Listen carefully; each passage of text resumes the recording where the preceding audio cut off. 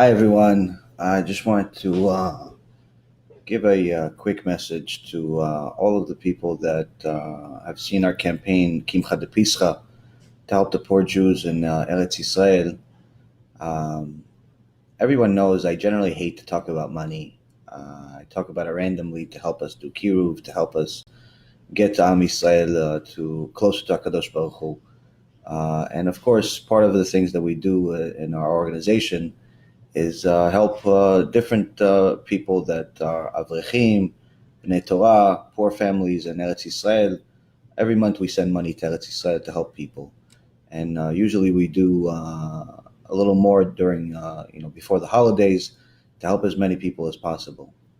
Well, with the COVID-19 coronavirus that's hit the world, including Eretz Yisrael, Baruch Hashem, not as much, but nonetheless, still, the economic situation in the world is worse than many have seen in years. And of course, everyone knows that the poor people suffer the most. We started a campaign a few days ago to try to raise $100,000 to help poor neshamot, poor families in Eretz Yisrael. We already sent $10,000 ahead of time. We're trying to raise a little bit more money. If you look at the campaign link below, we raised about maybe 9,000 or so, and we already sent another 20,000 on top of it. Pretty much the money that was raised and money that wasn't raised, and the reason why is because the calls that we're getting are simply heartbreaking. The stories are horrendous, and it's time we as a nation, we as lovers of Torah, we as lovers of Kadosh Baruch Hu, fulfill the verse, Mi ekdimani v'ashalem. Kadosh Baruch Hu says that, who did me a favor and I repay him? Meaning that there's nothing in the world that we've ever done that's Hashem didn't already do us a favor to allow us to do it. But when it comes to tzedakah, when it comes to doing chesed, when it comes to helping his people, this is very different. The Gemara in Masechet Beitzah and also in Rosh Hashanah, both on page 16, say that HaKadosh Baruch Hu decides how much parnasah, how much money a person's going to make already on Rosh Hashanah. But when it comes to the money that they're going to use to do mitzvot, to help Am Yisrael, to do kiruv, that's not included, because everything that a person is going to do and donate, Hashem will pay him on top of his salary, on top of what was already designated for him. Now, when it comes to chesed, when it comes to helping people above and beyond the norm, above the maaser, there are times we all know that we have to do a lot more than normal, especially when you have a plague in the world that's putting all of our lives in danger. Now, as everybody knows, our world hasn't changed in the sense that we're still doing shurim, we're still putting ourselves out there. Coronavirus, no coronavirus, the Torah has to continue. The shurim keep going on. B'ezrat Hashem will have another shur tonight. And the live crowd, is not as large, obviously. We only have a few people coming. But the audience around the world has grown by maybe 150, 250%. The numbers are exceptional. People are waking up.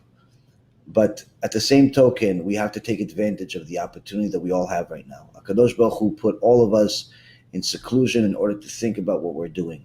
And one of the things that I'm realizing is that we're simply not doing enough. Nobody's doing enough to help the poor people that don't have another choice.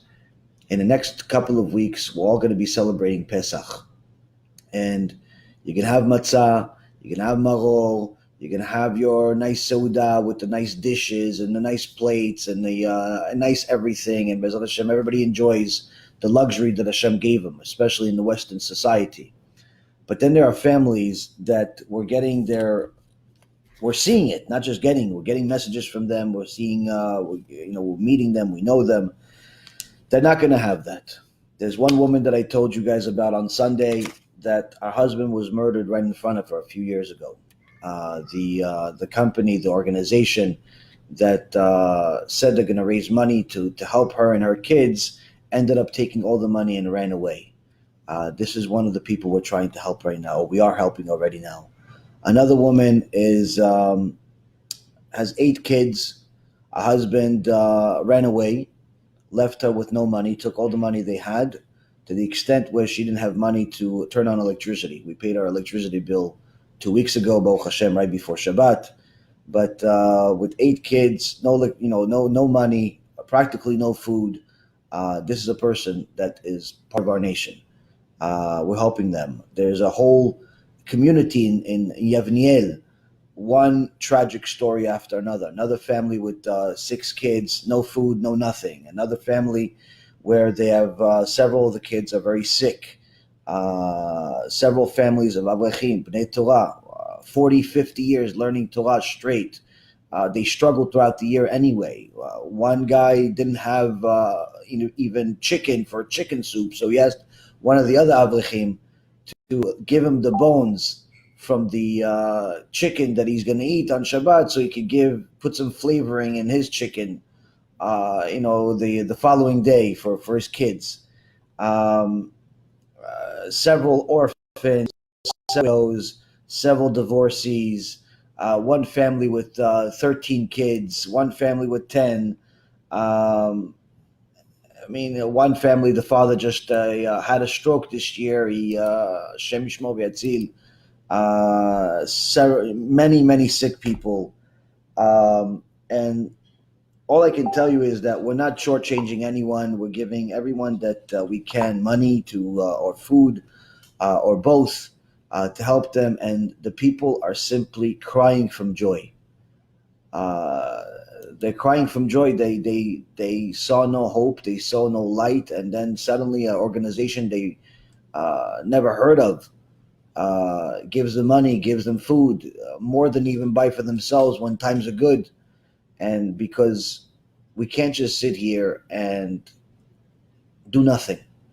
So we cry to HaKadosh Baruch Hu all the time. We cry because we're sick. We cry because we don't have enough money. We cry because there's all types of disagreements with families. We cry because of this. We cry because of that. It's time that we do something about it. Now, everybody has something to give. Some people have $5. Some people have $5,000. I ask you to step it up, to do more.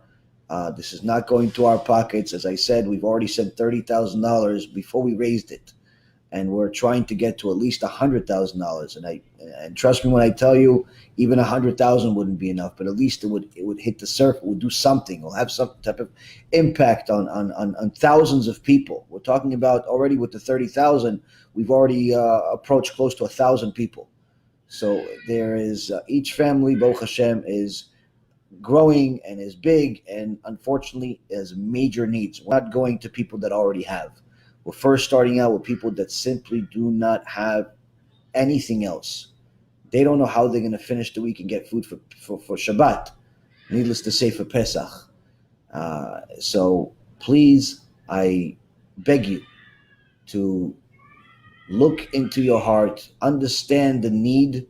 Don't sit there quietly. Don't be stingy.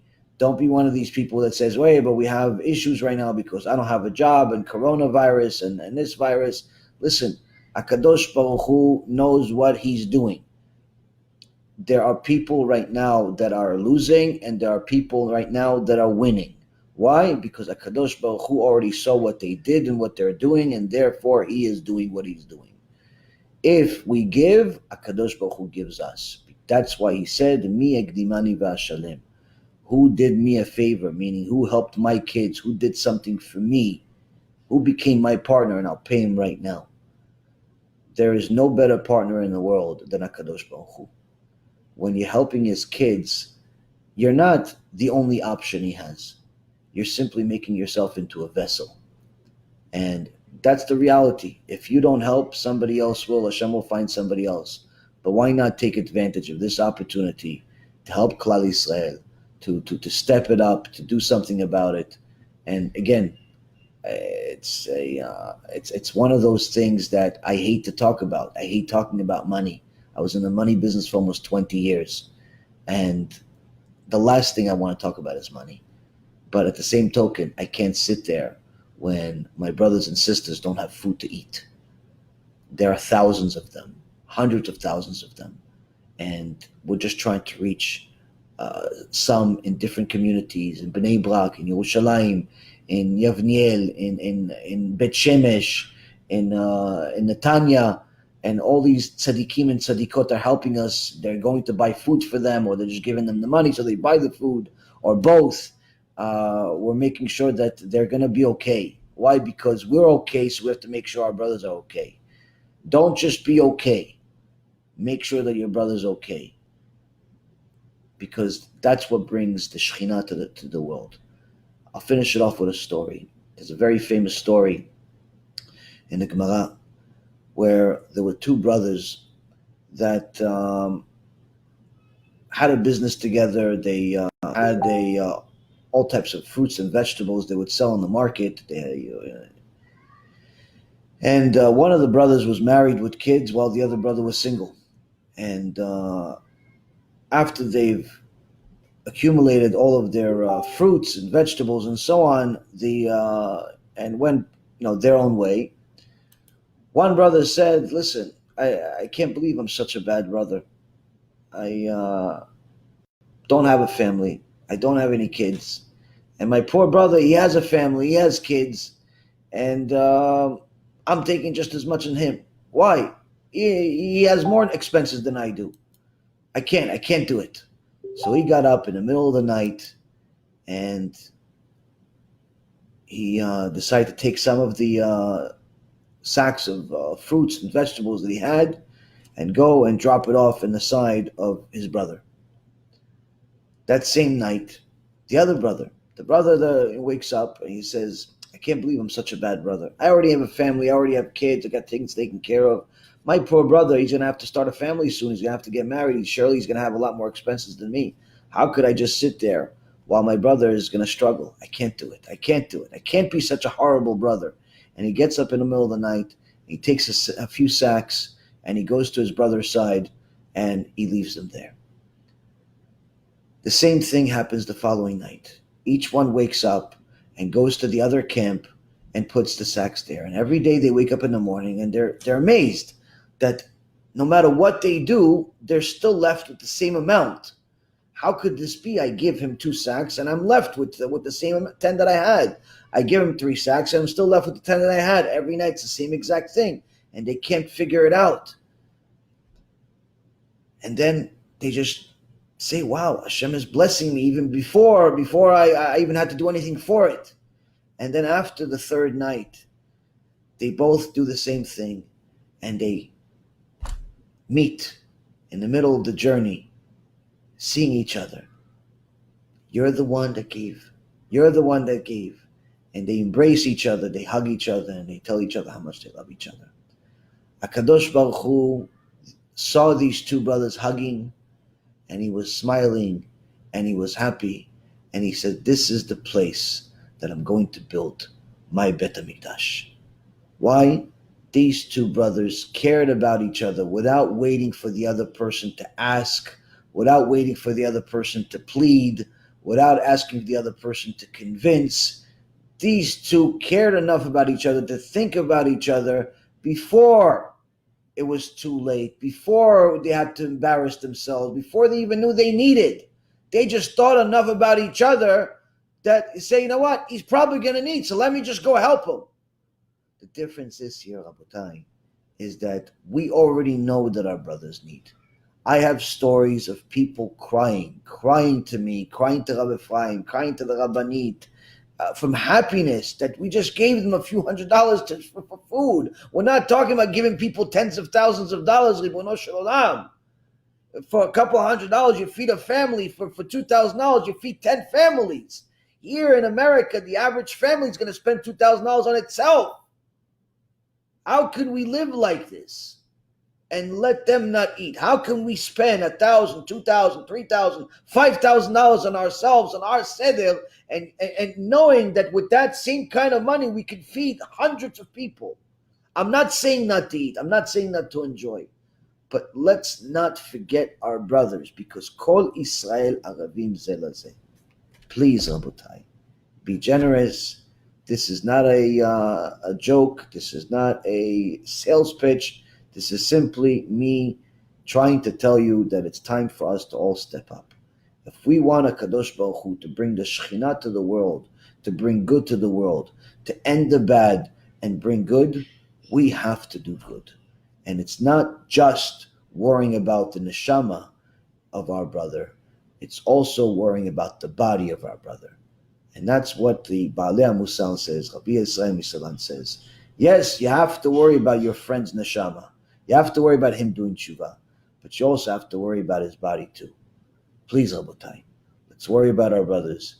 They simply need someone to step up and be a vessel. Let's be that vessel. Kol tuv, atzlacha rabba.